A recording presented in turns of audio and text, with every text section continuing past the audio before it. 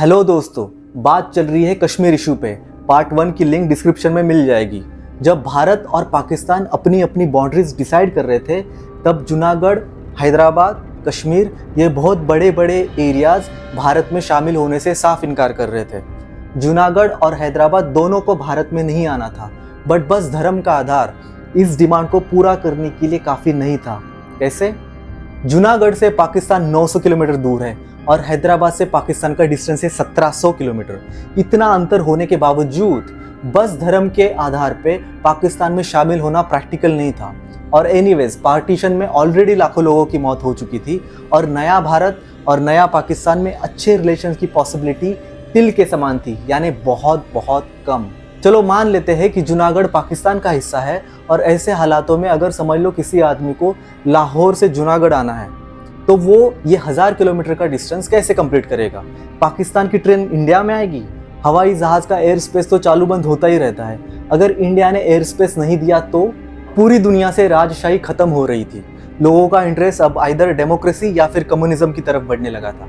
ये राजशाही अब आगे जाके नहीं चलने दी जाएगी, ऐसा साफ साफ समझ आ रहा था। भारत ने अब अपने तरफ से प्रेशर बनाना चालू कर दिया था राजशाही हटाने के लिए, और जल्द से जल्द ये 3 मेजर प्रिंस स्टेट्स भारत में शामिल करने की हलचल अब शुरू हो चुकी थी। बात करते हैं जूनागढ़ से।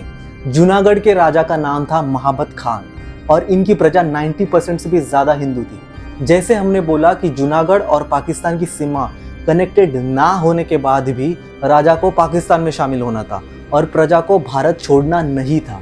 फिर भी सितंबर 1947 में जूनागढ़ के राजा पाकिस्तान में खुद को शामिल कर देते हैं, यानी ट्रांसफर ऑफ पावर के एग्जैक्टली 1 महीना बाद। और ये बात जनता को पसंद नहीं आई। जूनागढ़ और पाकिस्तान का इस तरह मिल जाना भारत को तो नामंजूर ही था। देखते ही देखते अब जनता ने विरोध भी करना चालू कर दिया। विरोध इतना जोरदार हुआ कि राजा को पाकिस्तान भागना पड़ा।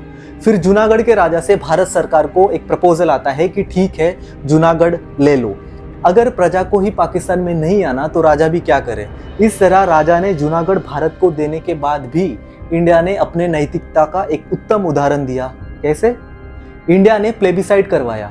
प्लेबिसाइड यानी लोगों को पूछा गया कि आपको भारत रहना है या फिर पाकिस्तान, और जाहिर सी बात है कि मेजॉरिटी लोगों ने भारत में शामिल होना पसंद किया और जूनागढ़ उस समय के बॉम्बे प्रांत का हिस्सा बन गया और आगे जाके जब स्टेट्स बने तब गुजरात का हिस्सा बन गया।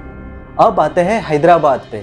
भारत जूनागढ़ और पैरेलल में हो रहे भारत कश्मीर की एक कश्मकश अब हैदराबाद के नवाब के मन में हलचल पैदा कर रही थी।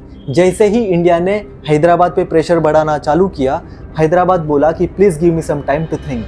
इस तरह भारत हैदराबाद के बीच में एक अग्रीमेंट हुआ known as standstill agreement 1947।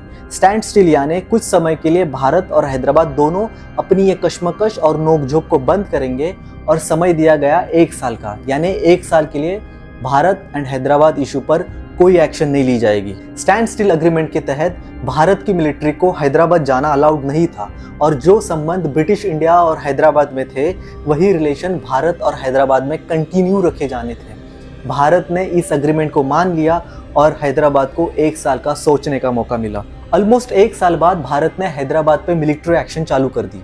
Operation का नाम रखा ऑपरेशन पोलो, यानी ऑपरेशन पुलिस एक्शन। इंडिया की आर्म फोर्स निज़ाम के आर्मी से बहुत ज़्यादा पावरफुल थी। युद्ध का परिणाम हैदराबाद अब और नहीं टॉलरेट कर सकता था। भयंकर कैजुअलिटीज हुई। बस 5 दिन में निज़ाम को सीज फायर यानी मिलिट्री एक्शन को रोकना पड़ा। 1948 में पंडित नेहरू ने एक कमेटी का निर्माण किया।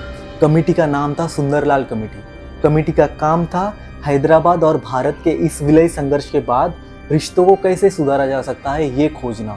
इस रिपोर्ट में भारत और हैदराबाद में हुए लड़ाई के परिणाम भी दर्ज थे। इस रिपोर्ट को पब्लिक के सामने कभी नहीं रखा गया। 10 भारतीय जवान शहीद हुए, 1300 रजाकार मारे गए। रजाकार यानी हैदराबाद प्रिंस स्टेट के प्रोटेक्शन करने वाले निज़ाम के कुछ वॉलेंटियर्स, और 40,000 लोगों को मौत के घाट उतार दिया गया। स्कूल में जब इस घटना को पढ़ाते हैं तब लिखा होता है हैदराबाद मुक्ति संग्राम। These words don't do justice at all to what happened। 7,000 लाशों का कारण बना यूक्रेन रशिया 2022 का युद्ध इस हैदराबाद भारत विलय प्रक्रिया को महायुद्ध घोषित करने के लिए काफ़ी है। इसके बाद तो हिंदू मुस्लिम राइट होने ही थे। अनऑफिशियली इनमें मरने वालों की संख्या 2 लाख तक बताई जाती है, जिसमें हिंदू भी थे और मुसलमान भी। 17 सितंबर 1948 में यानी इंडिपेंडेंस के ठीक 13 महीने बाद हैदराबाद इंडिया का पार्ट बन चुका था। क्या कश्मीर सारे हद पार कर देगा? तो आंसर इज यस, कश्मीर विलय सब हदें पार करने वाला है।